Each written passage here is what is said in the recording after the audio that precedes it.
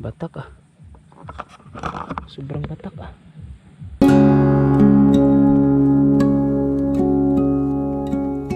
Dalawang linggo mula nang napilayan ako sa aking tuhod. Ngayon nandito ako sa lawa para kahit nandito pa yung pilay ko masakit pa. Dito oh. Wala na yung pamamaga niya, pero yung aking ugat kasi 3 ugat siguro to na naipit sa pamamaga. Kaya hanggang ngayon pagka ilakad ko kasi, pagka upo namamanhid.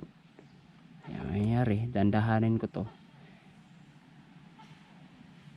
Hindi din pwedeng maging sagaba lang to eh. Paunti-unti mawawala naman to eh. Kaya nandito ako sa lawa. Yan. May isa akong bingwit na dala doon. Para kumuha sana ng ang tawag dito, pangpain. Gagamit kasi ako ng malalaking kawil. Tapos matataas na tansi. Para ilatag nandun sa kabila, nandun na. Doon ko nilagay. Doon ako namingwit nung una. 5 kawil lang yan eh. 5 kawil. 5 maliliit na tilapia lang. Ganito ang target ko eh. Para ipain. Doon. Yan yung target ko. Hunting natin tong mga mamaw na hito at dalag dito sa lawa. Hindi. Mga 1 taon na siguro hindi ako nakakita ng dalag dito. Instinct na siguro.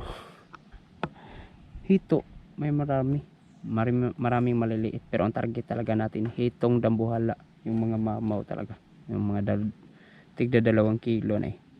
Yan yung gusto kong targetin. Kaya ang mangyayari nito, maglalatag na lang tayo ng kawil at mamayang gabi saka ko painan ng maliliit na tilapia. Manakip na lang ako doon sa gilid, sa mga gilid-gilid. Hindi kaya to eh. Papunta pa dito 2 oras pa dahil sa sobrang hina kong lumakad. Kaya so itong itsura ng lawa, ako lang mag-isa. Madalang siguro ang dawi ngayon kaya walang tao. Wait. Ano? Sobrang laki nito guys.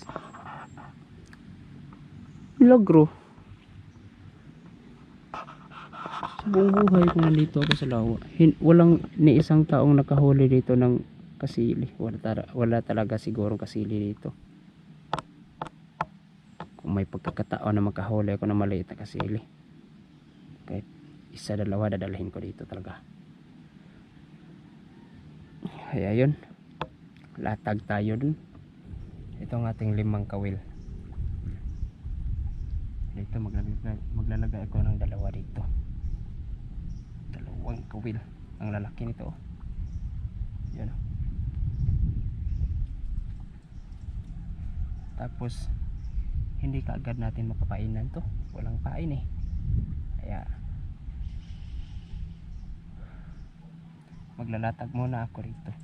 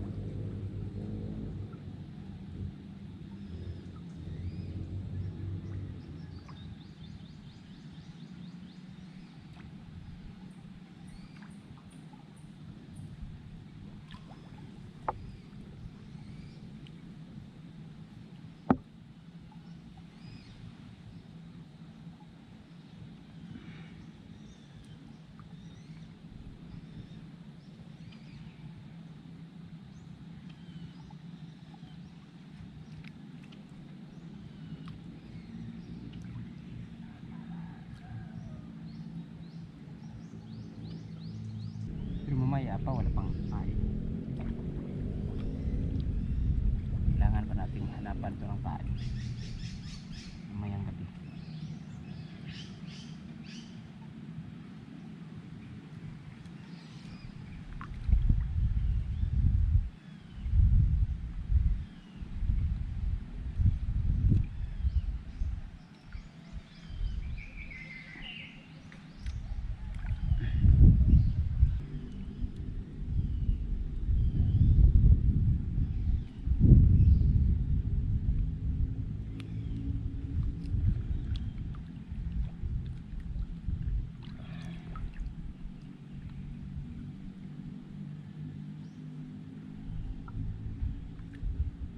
Nalagyan ko pa yan ng pain. Pero magdidepende sa panahon guys. Baka umulan. Kung hindi man umulan ngayong gabi, makadala tayo na makapag-on tayo na maka-update tayo sa inyo kung paano natin nilagyan ng pain. Pero kung uulan, pupunta na lang ako dito at papainan yan. Resume tayo bukas ng umaga, ganyan na siguro. Nandito na tayo ngayon sa lawa. Ayan, ayun nyo lang makikita yung tubig yan. Sobrang walang ingay kang maririnig dito. Kaya yun, hindi ko na lang ipapakita sa inyo yung paglagay ko ng pain at pagdakip ko ng pain. Basta ang mga pain ito makikita nyo mamayang bukas na maliliit na tilapia. Katapos ko lang maglagay ng pain, mga lagpas din 1 oras dahil sa paghahanap ng pamain na maliliit na tilapia. Kaya 5 kawil dyan, paswertihan yan. Sana makadawi. Kahit hindi makadawi, basta may kahit 1 kawil ko lang doon na nawala ng pain, tsak babalikan ko yan. Magandang umaga, medyo mainit ang panahon ngayon oh. Pang lawa.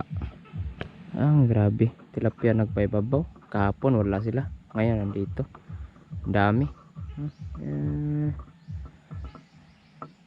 Yan. So ayun, pandaw tayo ng mga kawin natin dyan. Doon banda. Parang walang mahigpit ah. Walang batak ah. Doon wala. Dito sa 2, 3, 4. Dito ika-5. Sus. Sana lang dito tayo mauna sa ibabaw. Itong usa parang tuwid ah. Sana lang. Ito hatak mo, batak mo. Yan batak tong isa guys oh. Yan oh, batak na batak oh. Yan.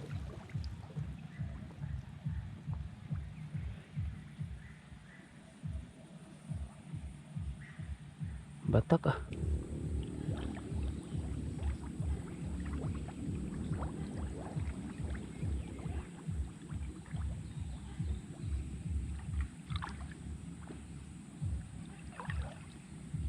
Ingat tayo rito.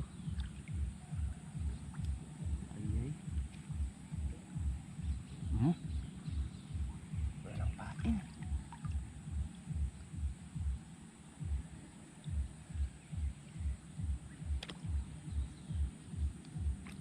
Ayan.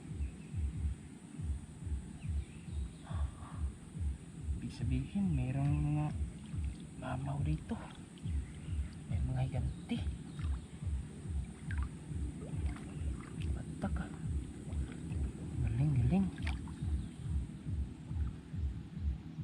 Galing ko muna to guys. Tatak pa rin. Ayos ah. Nandun patungo oh.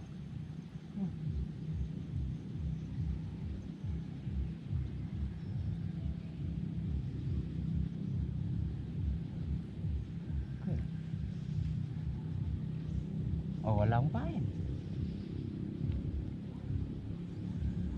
yung pain. Ibig sabihin may dumawi. Ayos to. Makakatsimpo din tayo nito. Makakatsimpo din tayo nito guys.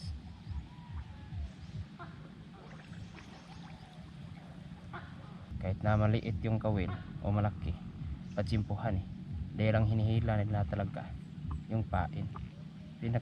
Dito sa lawang to, ang pinaka epektibong pamain dito para sa hito at malalaking dalag ay maliliit na tilapia. Yan yung pain talaga namin noon, na ang bilis dawiin, ang bilis kainin ng mga malalaking hito. Hindi nyo pa nakita yung mga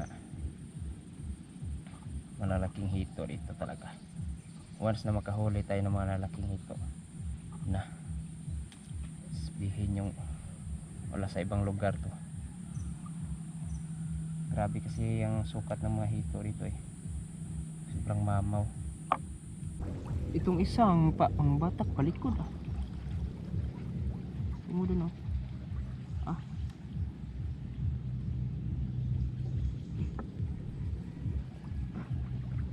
Parang wala. Galaw. Wala.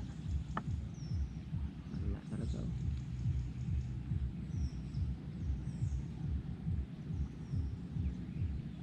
Gumalaw yung kahoy.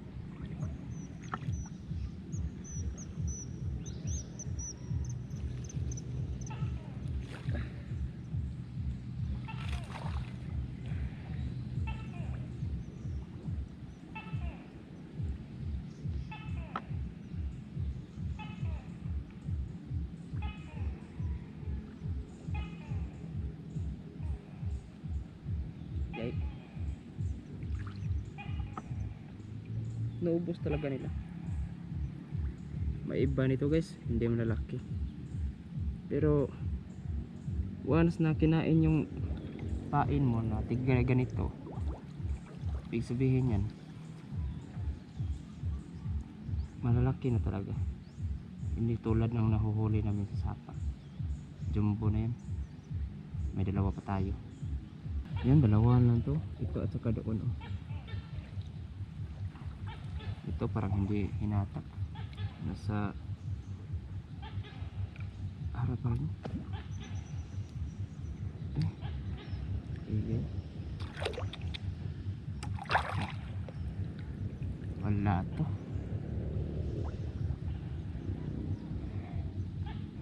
Wala to. Kung may kumain man ito, maliit. Hindi niya nadala yung ating kawil. Walang pain. Walang pain. Grabe oh. Babalikan natin ang spot na to.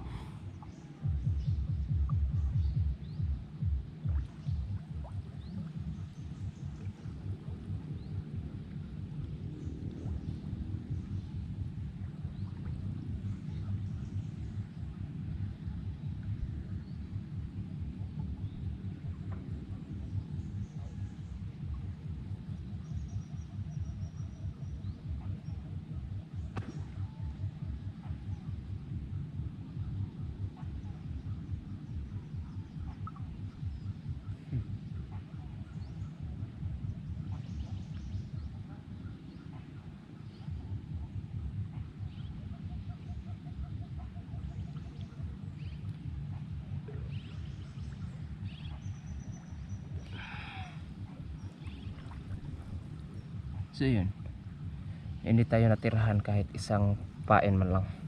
Grabe naman yan.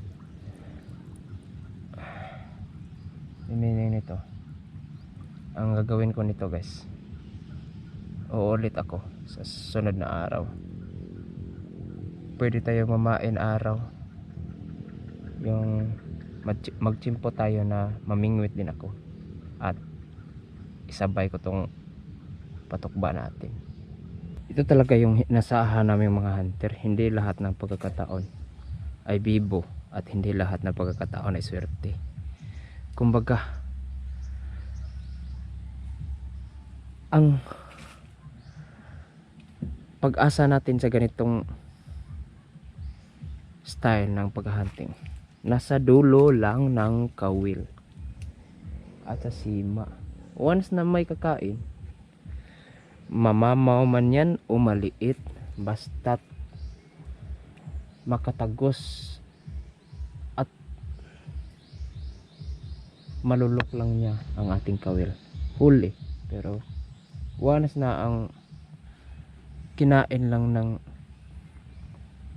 kung ano man ang hinahunting natin ay ang pain lang, wala. Kaya